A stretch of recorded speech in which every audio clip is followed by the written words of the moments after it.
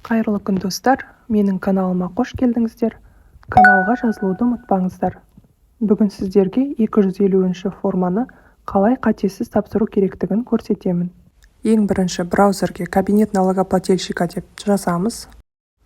Видеоның описаниясында 250 және 270-ші формаларды ECP-сіз қалай тапсыру керектігі туралы және қате тапсырылған отчеттарды қалай қайтарып алу керектігі туралы видеолар бар. Бірінші тұрған сайтқа кіреміз. Бізге керекті сайттың беті ашылғаннан кейін «Войти по ECP» деген кнопканы таңдаймыз. Және бір ескеретін жайт, сіздің компьютеріңізде міндетті түрде NSLayer программасы болу керек. Ол программасыз ешқандай салық кабинеті, ешқандай ИКОВ жұмыс істемейді. Сол үшін алдын ала орнатып алу керек.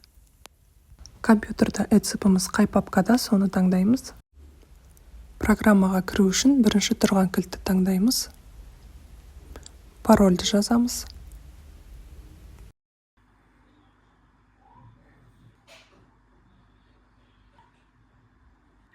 Кабинетке кірген кезде настройки, одан ары настройка списка форм деген бар. Сонда кіреміз. Осы жерден 2023 жылды таңдаймыз. 250-ші форма. Бұл жерде барлық деректеріміз шығады. Бірінші жерде резидент емес таңдаймыз. Біз Қазақстан Республикасында тұратындықтан резидент боламыз. Категория. Егер де жұмысқа тұрайын деп жатсаңыз, категория А болады. Егер де бұрыннан жұмыс істеп жүрген болсаңыз, категория Б болады. Өзіңіз тапсырғандықтан бұл жерде ештеңе толтырмайсыз. Декларацияның түрі. Очередная ма, дополнительная ма, первоначальная ма, соны қарайсыздар. Бірінші сұрақ.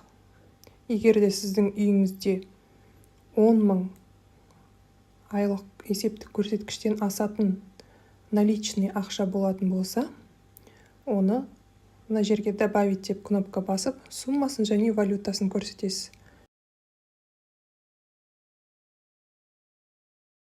Келесі сұрақ, егер де сіздің шет елде жылжымайтын мүліктеріңіз болса, онда добавить деп басып, ол бойынша ақпаратты көрсетесіз.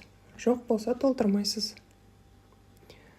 Келесі, егер де шет елде автокөліктеріңіз болса, ол туралы ақпараттарды толтырасыз. Жоқ болса толтырмайсыз. Келесі сұрақ, егер де шет мемлекеттерде 1000 айлық есептік көрсеткіштен асатын сіздің банктерде ақшаларыңыз, счеттарыңыз болса, соны көрсетесіз. Келесі сұрақ, егер де шет мемлекеттерде заңды тұлға ретінде сіздің жарғылық капиталда үлесіңіз болатын болса, толтырасыз. Жоқ болса толтырмайсыз. Бұл бастапқы 4 сұрақ.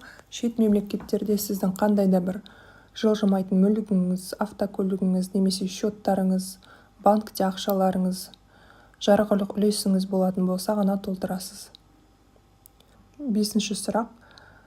Бұл жерде Қазақстанда болсын, шет мемлекетте болсын, егер де жылжымайтын мүлікке үлескер болып ақша салып қойсаңыз, бұл жерді міндетті түрде толтырасыз. Добавить деген кнопканы басасыз.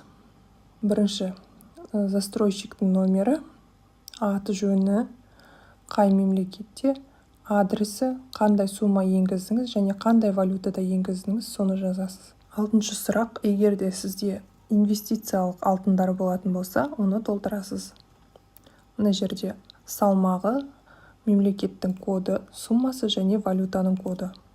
Келесі сұрақ, Қазақстанда немесе одан шет елдерде бағалы қағаздарыңыз болса, оны толтырасыз. Келесі сұрақ, егер де Қазақстанда немесе одан шет мемлекеттерде сіздің авторлық құқығыңызда интеллектуалдық меншіктер болатын болса, оны толтырасыз. Келесі сұрақ, егер де сіздің Қазақстан мемлекетінде немесе басқа да сырт шет мемлекеттерде 1000 айлық есептік көрсеткіштен асатын басқа да мүліктеріңіз болса, сол туралы толтырасыз. Бұл жол жеке тұлғаның қалауы бойынша толтырылады. Толтырмаса да болады. Бұл жерде объектінің аты, саны, мемлекеттің коды, бағалық құны және де валютасы толтырылады.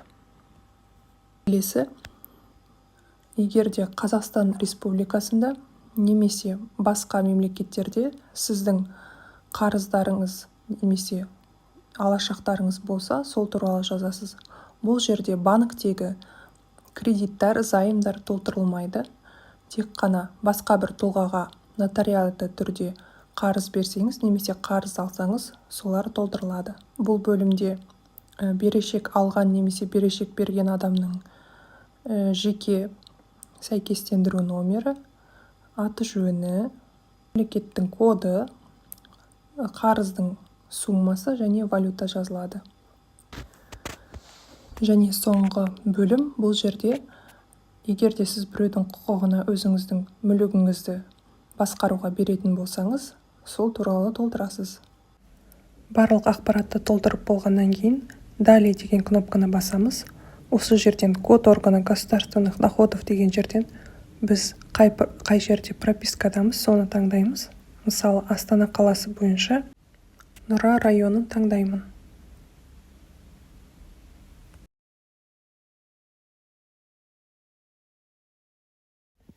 Я несу ответственность в соответствии с законами Республики Казахстан за достоверность сведений, переведенных в данной декларации деген жерге міндетті түрде птичка қоямыз.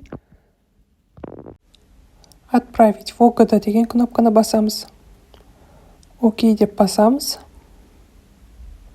Және де декларацияға қол қою үшін біз кілттің екіншісін таңдаймыз. Парольді енгіземіз. Окей деп таңдаймыз. Выбрать кнопкасын басқаннан кейін біздің отчетымыз тапсырылады. Назарларыңызға рахмет. Видео ұнаған болса лайк басып, комментарий қалдырыңыздар. Каналға міндетті түрде жазылыңыздар.